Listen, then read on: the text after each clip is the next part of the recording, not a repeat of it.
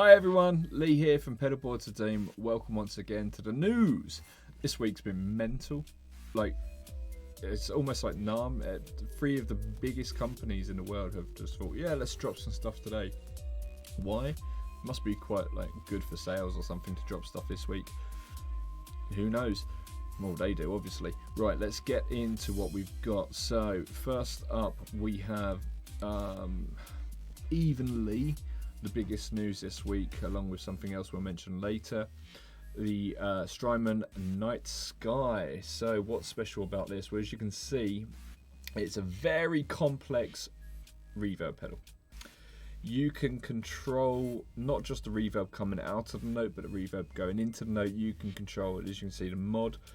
You've got 3 different targets, so it can modulate the verb, the pitch, or the filter, and then you've got 6 different shapes for how that behaves, a bit like you do on a synth. What else have we got? On the decay, you can change not how the reverb sounds in terms of room or plate or spring, but more how it behaves. So if it's sparse, it's not very much, but it's a little bit broken up. Dense is, you know, a bit tighter, a bit fuller sounding, and then diffuse works really nice for those shimmery sort of sounds. But then when you've got that, you can also quantize it, a bit like you'd quantize drums or something like those. So what you will have is you can have it smooth, which is more or less unquantized, but then you can have it half step, so it'll go duh, duh, duh. But what's really cool is you can have it on a scale, so it will work with your scale. And they said something about up to 8 scales, so maybe you've got different modes you can put into these scales or whatever. It's pretty cool. There are secondary functions to a lot of the knobs, such as on the tone control. What we've got is, it says filter.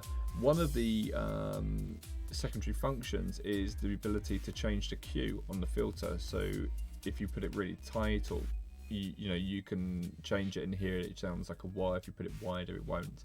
The voice goes from 1 octave down to 1 octave up. Really cool. And that will affect the shimmer, but it will also affect something called glimmer, which is more or less their name for overtones. So it'll affect various different tones, parts of the tone, individual parts of the tone. So, you know, look up overtones. Pretty cool way of doing things. I like that you can have both.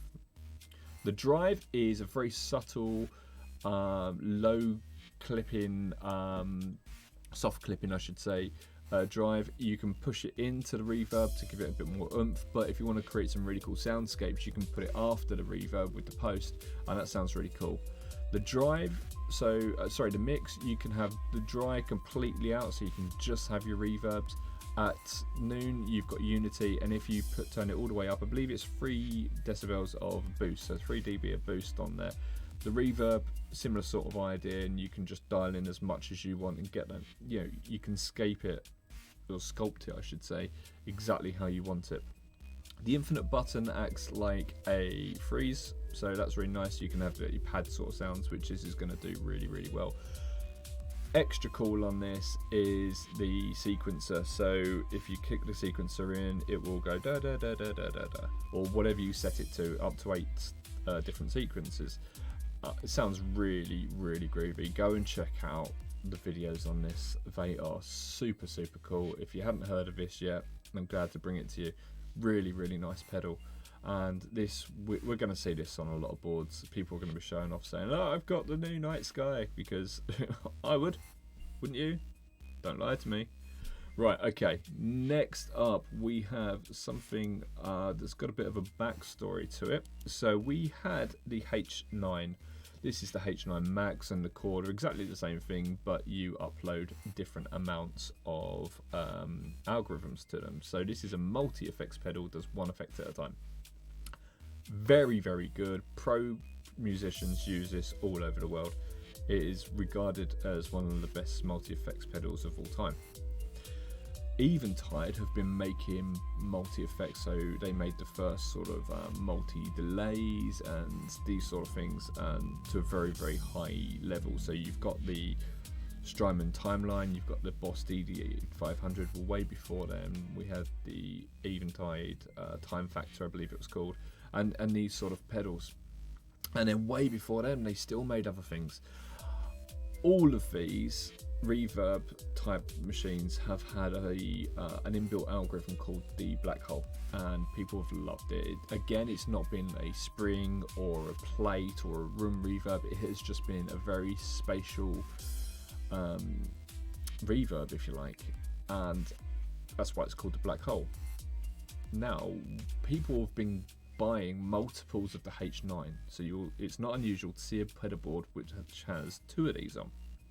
And that's because you can only use one algorithm at a time, and a lot of people just want one algorithm from the extra pedal, or they'll buy the H9 at the core level, because you can buy this at core or you can buy it at max. If you buy it at max, it's got all the algorithms built in, and it'll cost you £624. If you buy it at the core, so that was the max at 624, if you buy it at the core, it'll cost you £356, so it's a lot less. But then you have to buy the algorithms that you want. So, Eventide have listened to us. They've listened to people saying, well, I just want this algorithm, or I just want that algorithm. And this is what they've come up with. The Blackhole reverb pedal. Now you can see that I've put it over the H9 there, just to give an indication of the size difference, because there is a slight size difference.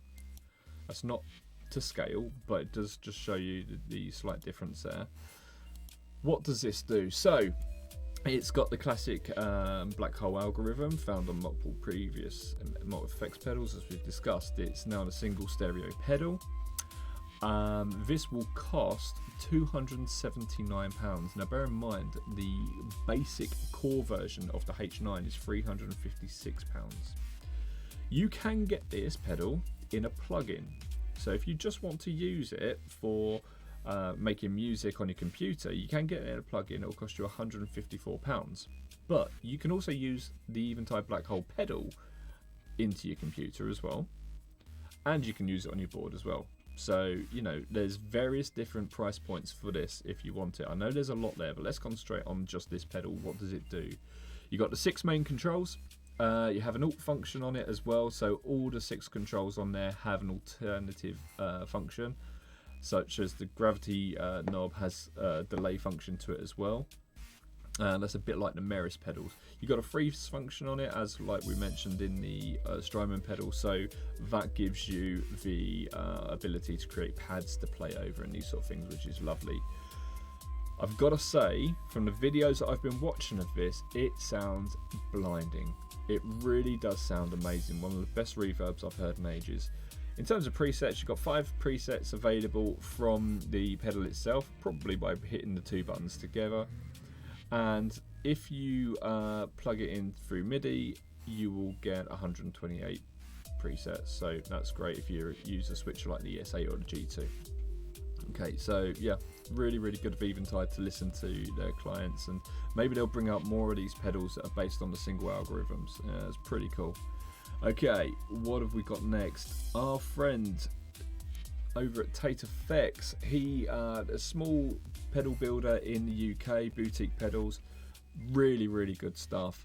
He has sold X amount of these and thought, do you know what, that's a great anniversary, why not make an inverted one? So these are normally black with white writing and white knobs, and all the stars and these constellations on there, they're all white. So he's created a flip side one, and these are limited, I think, to 10, not 100% sure on that, but a little bit about it to give you some information. They're a low gain overdrive, a bit like an SD1 in that it's asymmetrically clip-in, but this has a clean blend on it as well, so you can dial in your clean tone. Really great for bass, but also loved by many tone connoisseurs, whatever that word is. So I know people who use primarily pedals that will cost over £800 because they've got more money than sense. Yes, I'm looking at you, James. And you know, they go and buy this pedal even though it's you know, only about £100, 150, something along those lines. Brilliant bit of kit. Go and check it out. Right, let's move on to what I think is probably the biggest news of this week, because I've been involved in it. This is the Boss OC5. We've been working on this for some time. So Boss have created what almost could have been the OC2 Wazacraft, but they didn't call it that, because if they did, it would have been all analog components, and it would have been made in China and this sort of thing. What we've got here is a digital pedal which still gives you the OC2 tones, and I'm telling you, this is as near as damn it. Go over to the Guitar Nerds YouTube channel and check out what Joe did. He did the OC2, original OC2 versus this, and they sound identical. So in the vintage mode, this is an OC2. If you want an OC2, get this. No, the OC3 didn't do it. It wanted to, it got close, but it wasn't good enough. This is damn good. However, chuck it over into poly mode, and whereas vintage mode is mainly monophonic, poly mode is polyphonic, obviously, and when you play a chord, you can get all the notes singing in whatever combination that you've got of change of octaves. What's really nice about this is it borrows one of the features and improves upon one of the features of the OC3, which is the range control. So you can dial it so it will only work on up to a certain note. So let's say in strings, if you just wanted the E and the A string to have the lower bass effect on it, so the lower octave effect on it, you can do that, and then all the notes above that will not. And that means you can have like a faux bass player with you. So if you haven't got a bass player in the band, you can do that, but if you're just playing at home, it's really, really nice. The tracking on this is unbelievable, absolutely unbelievable. Our friends over at Tonepedia made a video and they started shredding with it, and it just kept up. It was just absolutely amazing.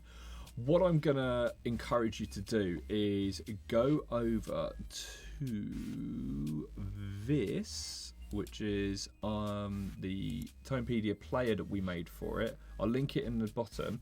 And what I'm going to encourage you to do is go down to the bottom of that, hit the playing styles that you can see expanded there, and go on to Walk-in Jazz. And on the Walk-in Jazz, you get to change the range settings, so you can hear how it can only affect the lower notes, or if you turn it up, it affects the higher notes as well. That's really, really cool. And just play around with it. It's a great little player. We've put a lot of work into that, and you know, Boss are over the moon with the work we've done. We've also got it featured on bass as well. So yeah. So what have we had this week? We've had the Strymon Night Sky, nice. The Eventide Blackhole, nice. The White Antares, cool. And the Boss OC5. What more do we want? So what a week. Thank you very much for joining me. It's been a nice one to do, and I will see you all very, very soon. Bye bye.